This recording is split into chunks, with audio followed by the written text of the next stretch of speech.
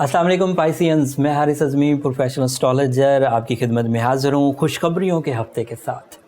आपसे पहले मैं 11 वीडियोस रिकॉर्ड करा चुका हूँ एरीज से लेकर एक्वेरियंस तक।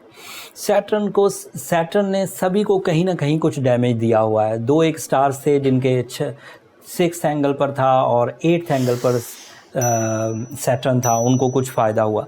बट पूरे सोलर सिस्टम में जो सबसे बड़ा बेनिफिशरी है वो पाइसियन पीपल है, मेल हो या फीमेल हो।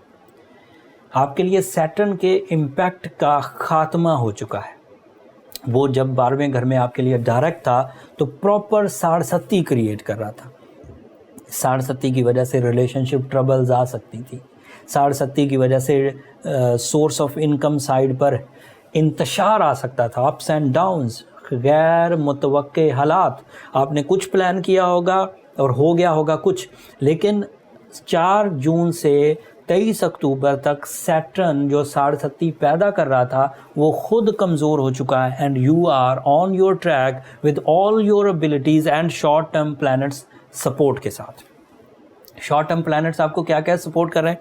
मार्स आपके 2nd एंगल पर है और वो 2nd एंगल का रिप्रेजेंटेटिव है। 2 साल में एक दफ़ा मैक्सिमम प्रॉफिट मेकिंग के लिए, मैक्सिमम मनी मेकिंग के लिए अल्लाह ताला की तरफ से ये मौका आता है और ये मौका इस वक्त चल रहा है। इस दफ़ा इस मौके में एक और प्लस पॉइंट है। 2nd एंगल पर सिर्फ अकेला मार्स नहीं है, जुपिटर भी है। सो रूल्स के मुताबिक मार्स जो कुछ भी अल्लाह ताला की तरफ से आपको देगा, जुपिटर की वजह से वो डबल स्ट्रेंथ होगा। आपकी करेज डबल स्ट्रेंथ होगी, आपके मटेरियल एडवांटेजेस डबल स्ट्रेंथ होंगे, आपकी डील का विजन, अनयूजुअल डील्स बनेंगी। पाइसियंस, तवक्को नहीं थी कि ये डील बनेगी लेकिन बन जाएगी। तवक्को नहीं थी ये deal in terms and condition पे बनेगी, फिर भी बन जाएगी। एंड इसके अलावा आपके लिए आसाइशें और आसानियाँ पैदा होंगी। मैं अभी ऑब्ज़र्व कर रहा हूँ, मुझे 20-21 साल हुए हैं एस्ट्रोलॉजी में, तो ज़ाहिर बात है कि कुछ कवानीन को अभी मैं ऑब्ज़र्व कर रहा हूँ। उन कवानीन में मैंने ये देखा कि ड्यूरिंग द साढ़सत्ती जब सैटर्न डायरेक्ट होकर आपको डैमेज देता है, वो असल में डैमेज नहीं होते, वो डिलेज होते। 6 महीने में पिछले में जो कुछ आपको मिलना था वो डिले होता गया। अब जब सैटर्न उसको डिले कर रहा था, वो खुद कमज़ोर हो गया है, तो वो जो डिले हुई चीज़ें थी वो आपकी झोली में आना शुरू हो जाएंगी। पिछले 6 महीने में जितनी कामयाबियां आपको मुयस्सर आना थीं और सैटर्न की वजह से नहीं आई, वो अब इन 5 महीनों में आपकी झोलियां भरना शुरू कर देंगी।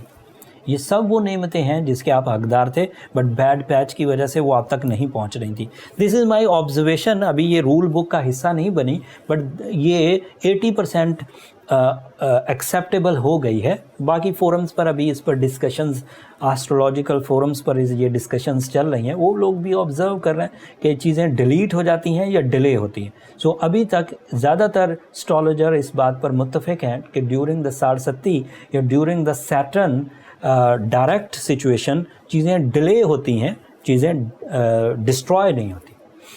लेकिन कुछ चीज़ें डिस्ट्रॉय भी होती हैं, उनके बारे में सेहत से रिलेटेड, जैसे वो पेन आपने बर्दाश्त कर ली तो वो डिस्ट्रक्शन ही थी, ट्रबल थी। लेकिन जो अदरवाइज मटेरियल टाइप की चीज़ें हैं वो डिले होती हैं, वो वापस आ जाती हैं। अगली खबर आपके लिए वीनस 3rd एंगल पर था।